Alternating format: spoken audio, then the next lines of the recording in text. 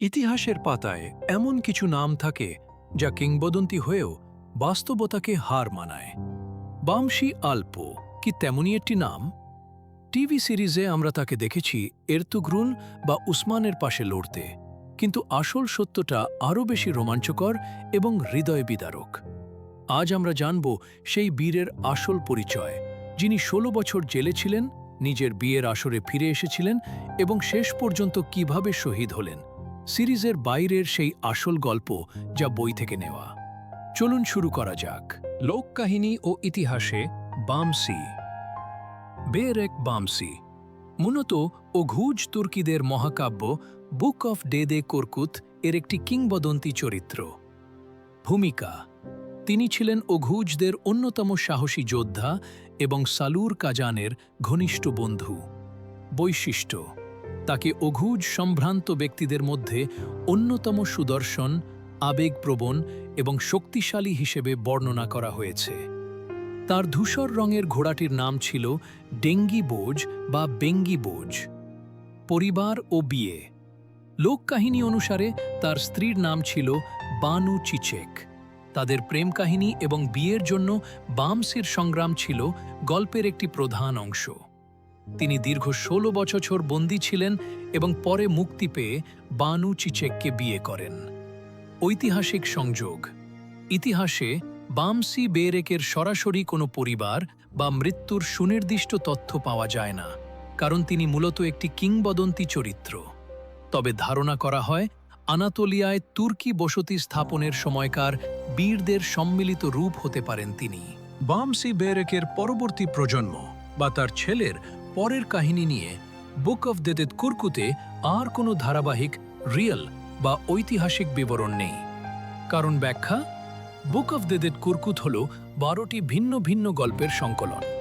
প্রতিটি গল্প একজন ভিন্ন বীরের অ্যাডভেঞ্চার বা ওঘুজ জাতির কোনো একটি নির্দিষ্ট ঘটনা নিয়ে লেখা। এই মহাকাব্যটি কোনো একক ব্যক্তির জীবনীর মতো শুরু থেকে শেষ পর্যন্ত লেখা নয়। বামসি বেরেকের কাহিনীটি মূলত দুটি প্রধান গল্পে পাওয়া যায়। সালুর কাজান খানের ঘরের লুট হওয়া বামসি বেরেকের গল্প। এই গল্পগুলোতেই তার জন্ম, বিয়ে এবং মৃত্যুর ঘটনা বিচ্ছিন্নভাবে উল্লেখ আছে। মহাকাব্যটি শেষ হওয়ার সাথে সাথেই বামসি বেরেক বা তার ছেলের বংশধরদের নিয়ে লেখালেখি বন্ধ হয়ে যায়। ১৬ বছরের কারাবাস থেকে মুক্তি বামসির জীবনের এই অংশটি একটি পূর্ণাঙ্গ অ্যাকশন সিনেমার চিত্রনাট্যের মতো। ১. অপহরণ ও বন্দিত্ব, দি অ্যাবডাকশন। বিয়ের ঠিক আগের রাতে যখন বামসি এবং বানু চিচেকের বাগদান সম্পন্ন হয়, তখন শত্রুপক্ষ গাউর অবিশ্বাসী অতর্কিতে আক্রমণ করে। বামসি একাই বহু শত্রুর বিরুদ্ধে লড়াই করেন, কিন্তু সংখ্যার দিক থেকে কম হওয়ায় তিনি পরাজিত হন এবং তাকে বন্দী করে নিয়ে যাওয়া হয়। ১৬ বছরের জেল জীবন, দ্য লং ক্যাপটিভিটি। বামসিকে একটি গভীর এবং অন্ধকার কারাগারে, কিছু বর্ণনায় একটি সুউচ্চ পাহাড়ের চূড়ায় আটকে রাখা হয়। এখানে তিনি দীর্ঘ ১৬ বছর বন্দী থাকেন। এই সময়ে তিনি আশা হারান না, বরং মুক্তির পথ খোঁজেন। রাজকন্যার সাথে বন্ধুত্ব, দ্য প্রিন্সেস কানেকশন। বন্দী থাকা অবস্থায় বামসি জেলখানার প্রধান বা টেকফুরের গভর্নর মেয়ের সাথে বন্ধুত্ব করেন। এই রাজকন্যার নাম ছিল সিয়েলা খান খাতুন বা একই ধরনের কিছু নাম। বামসি তার সততা এবং বীরত্ব দিয়ে রাজকন্যার মন জয় করে নেন। রাজকন্যা গোপনে তাকে খাবার দিতেন এবং দেখা করতে আসতেন। ৪. পালানোর পরিকল্পনা ও অ্যাকশন। রাজকন্যা বামসিকে ভালোবাসতে শুরু করেন এবং তাকে মুক্ত করার পরিকল্পনা করেন। একদিন বামসি জানতে পারেন যে তার বাগদত্তা বানু চিচেককে অন্য এক সর্দারের সাথে জোর করে বিয়ে দেওয়া হচ্ছে। বামসি অস্থির হয়ে ওঠেন। রাজকন্যা তাকে একটি ঘোড়া, তার প্রিয় ঘোড়া ডেঙ্গিবোজ, অস্ত্র এবং পালানোর পথ বাতলে দেন। বামসি কারাগার থেকে পালানোর সময় প্রহরীদের সাথে তার তুমুল লড়াই হয়। তিনি একাই অনেক প্রহরীদের হত্যা করে ঘোড়ায় চড়ে পালিয়ে যেতে সক্ষম হন। বামসি দ্রুত তার গোত্রের দিকে রওনা দেন।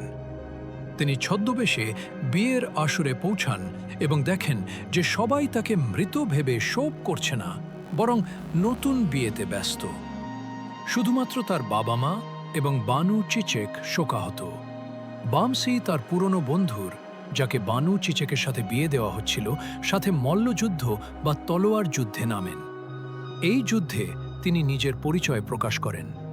বানু চিচেক তাকে চিনতে পারেন এবং সবাই অবাক হয়ে যায়। বামসি তার প্রতিদ্বন্দ্বীকে পরাজিত করেন এবং তার সাথে আসা শত্রুদের বিরুদ্ধে যুদ্ধ করেন। দেদে কর্কুতের হস্তক্ষেপে যুদ্ধ থামে এবং বামসি অবশেষে বানু চিচেককে বিয়ে করেন। বিয়ের পরের জীবন ও শেষ যুদ্ধ। বামসি বেরেকের বিয়ের পর তিনি ও বানু চিচেক সুখে জীবনযাপন করতে থাকেন। বামসি ওঘুজ উপজাতির একজন প্রধান বীর হিসেবে সম্মানিত হন। শান্তিপূর্ণ সময় ও পারিবারিক জীবন। বিয়ের পর বামসি তার গোত্রে ফিরে আসেন এবং নেতা হিসেবে ভূমিকা পালন করেন। এই সময়ে তিনি তার স্ত্রী বানু চিচেকের সাথে শান্তিপূর্ণ জীবন কাটান এবং তাদের ছেলে উরুজ জন্মগ্রহণ করে। বামসি একজন দায়িত্বশীল পিতা এবং গোত্রের রক্ষক হিসেবে কাজ করেন। শেষ অভিযান ও বিশ্বাসঘাতকতা। বামসির জীবনের শেষ অ্যাকশন দৃশ্যটি ছিল অত্যন্ত আকস্মিক এবং মর্মান্তিক। অভিযানের কারণ। মহাকাব্যের অন্য এক অধ্যায়ে বর্ণিত আছে, ওঘুজদের প্রধান নেতা সালুর কাজান খান এবং তার দলবল শিকারে গিয়ে বিপদে পড়েন বা শত্রুদের দ্বারা আক্রান্ত হন। বামসি বেরেক তার বন্ধু কাজান খানকে সাহায্য করার জন্য একটি সেনাদল নিয়ে রওনা দেন। এই যাত্রাপথে বা যুদ্ধক্ষেত্রেই শত্রুরা তার সাথে বিশ্বাসঘাতকতা করে। বামসি বীরত্বের সাথে একাই বহু শত্রুর মোকাবিলা করেন, কিন্তু শেষ পর্যন্ত তিনি যুদ্ধে নিহত হন। ট্র্যাজেডি। তার মৃত্যু ছিল ওঘুজ জাতির জন্য এক বিরাট ক্ষতি। মহাকাব্যে এই মৃত্যুটিকে একজন মহান বীরের পতন হিসেবে দেখানো হয়েছে, যা পুরো গোত্রকে শোকে আচ্ছন্ন করে দেয়। মৃত্যুর পরের প্রভাব। বামসের মৃত্যুর পর তার ছেলে উরুজবে বাবার স্থান গ্রহণ করে। যদিও মহাকাব্যে উরুজবের বিস্তারিত বীরত্বগাথা নেই, তবে এটা নিশ্চিত যে সে তার বাবার মতোই একজন যোদ্ধা হিসেবে বড় হয়েছিল। এখানেই শেষ হয়ে যায়। বামসির ছেলে উরুজবের পরের প্রজন্ম সম্পর্কে আর কিছু জানা যায় না।